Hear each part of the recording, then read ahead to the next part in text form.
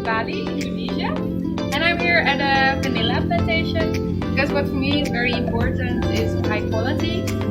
So it means a stick with a lot of vanilla. So here is a nice place to see how it's growing, and they really know how about quality, and that's why I'm here for. So you see the sticks. It won't come out. Here you are.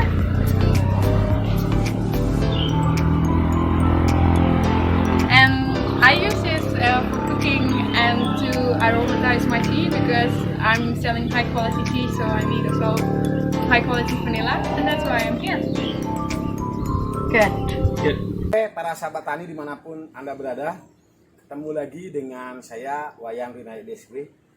Tentunya hari ini saya akan sedikit berbagi inspirasi renungan hasil analisa saya pribadi ketika saya menjadi petani paneli. Ternyata ada 5 hal yang merupakan kesalahan yang sering kita lakukan di zaman dulu sehingga kita menjadi petani paneli yang terus berulang-ulang menanam paneli dan tidak bisa mempertahankan pohon paneli itu bisa hidup lebih lama para sahabat, dan cenderung juga tanaman kita mati dan juga tidak berproduksi dengan baik.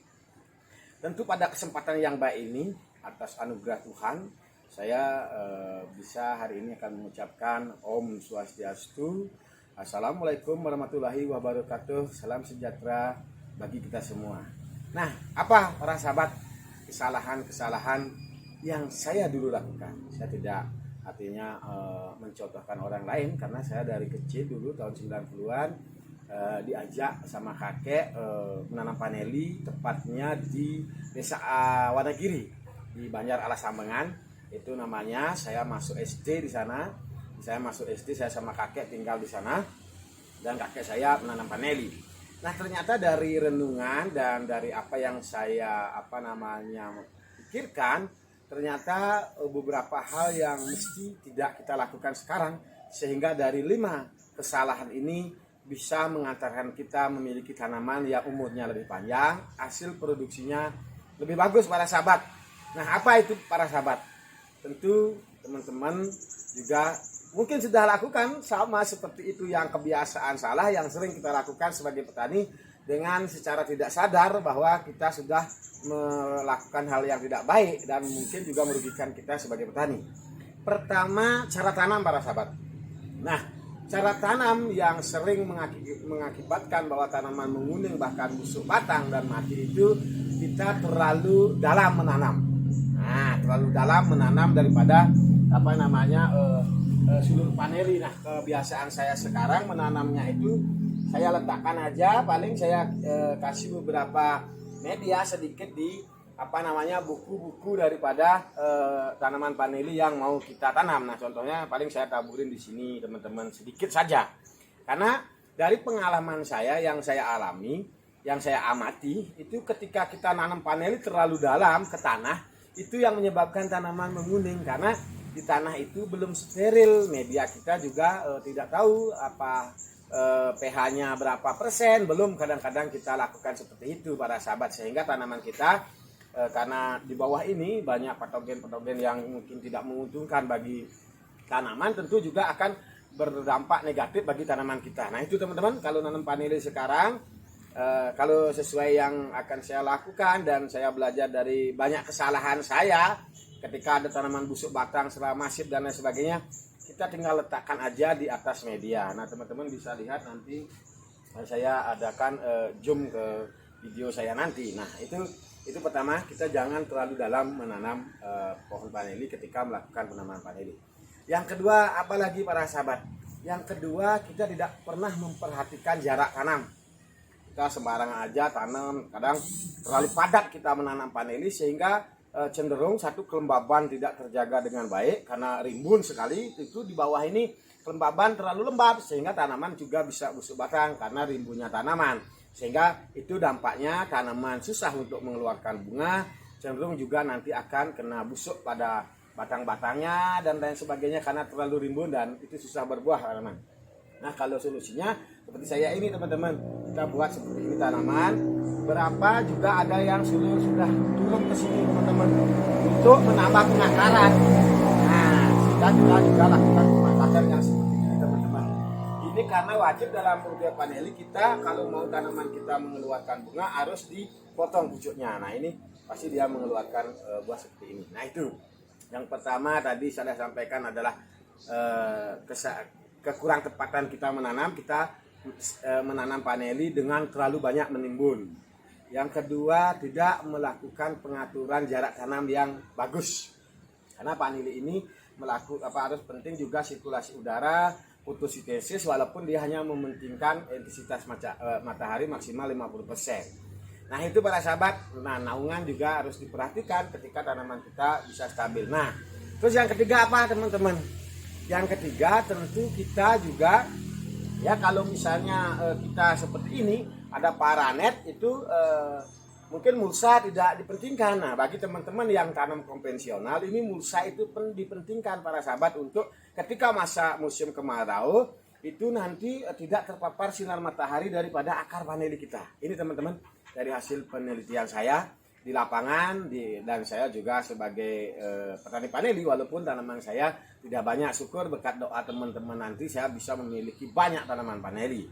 Nah itu yang ketiga. Nah terus para sahabat kita harus juga yang keempat ini penting juga kita bagaimana memperhatikan drainase. Nah itu benar.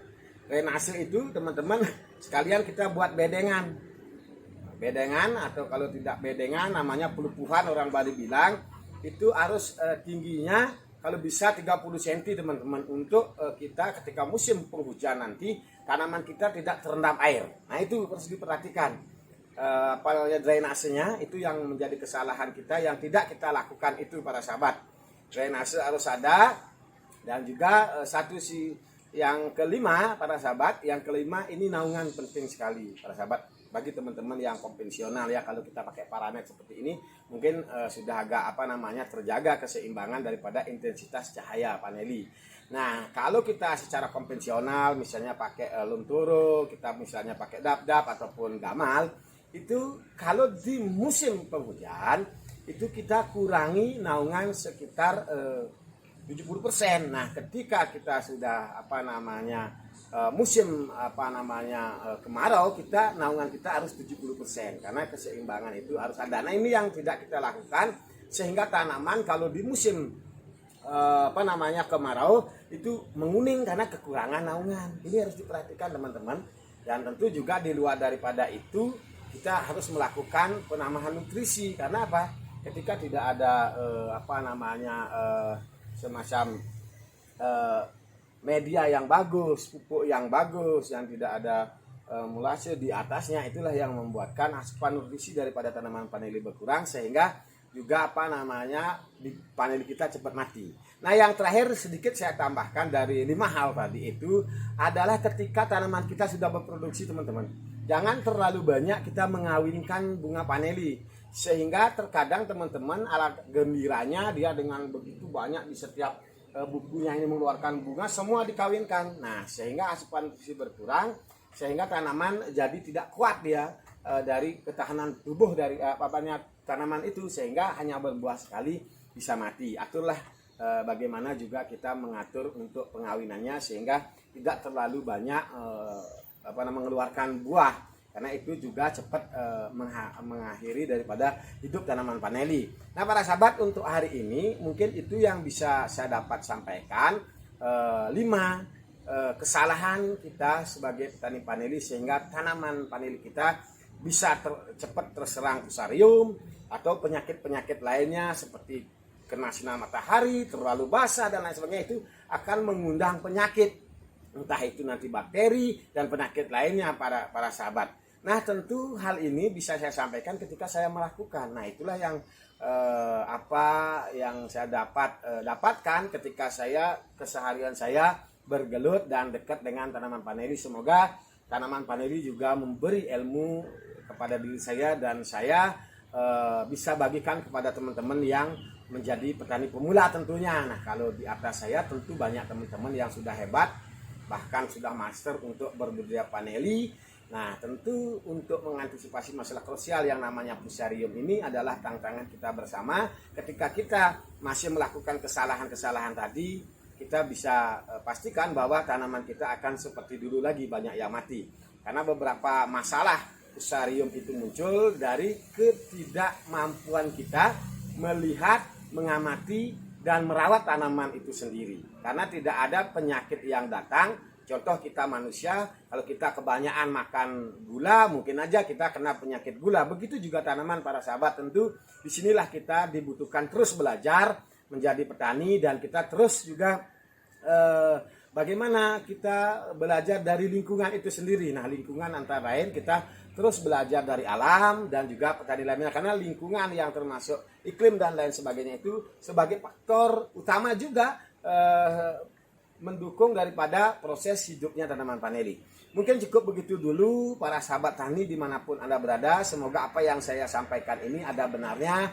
Kalau bermanfaat silakan share, bagikan, jangan lupa subscribe-nya juga, sehingga saya lebih semangat untuk membuat konten-konten yang sesuai dengan pengalaman saya.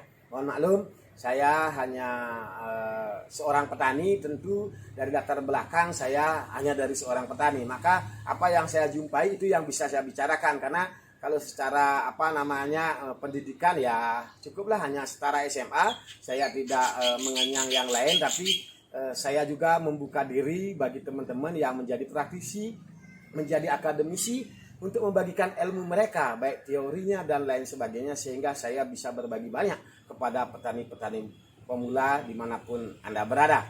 Salam sehat, kaya luar biasa. Ketemu nanti di video-video Wayan Rene DSW, semoga bisa menginspirasi bagi petani. Mari kita melakukan, karena orang melakukan akan mendapatkan apa yang kita harapkan. Rahayu.